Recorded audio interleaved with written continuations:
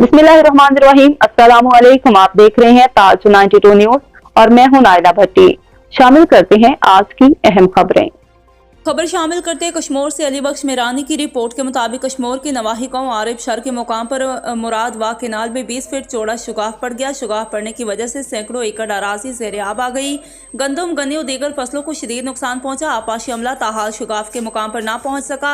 कश्मीर के मुराद वाग केनाल में नवाही गांव आरिफ शहर के मुकाम पर 20 फीट चौड़ा शुगाफ पड़ गया। पानी के दबाव की वजह से शुगाफ में मज़ीद बढ़ने लगा। पानी तेजी के साथ आबादी की तरफ बढ़ने लगा। शुगाफ पड़ने की वजह से गाँव आरिफ शहर समेत दीगर गाँव की 100 एकड़ से जायद जमीन ज़ेर-ए-आब आ गई, जिसकी वजह से गंदम, गन्ने और दीगर फसलें ज़ेर-ए-आब आ गईं, जिसके बाद काश्तकारों को लाखों का नुकसान हुआ। जबकि दूसरी जानिब के इलाका मकीनों का कहना है कि नाकस पचिंग की वजह से मुरादबाग किनाल को शुगाफ पड़ा है। इत्तला के बावजूद महकमा आपाशी का अमला शुगाफ की जगह पर ना पहुंच सका। हम अपनी मदद आपके तहत शुगाफ पुर करने की कोशिश कर रहे हैं।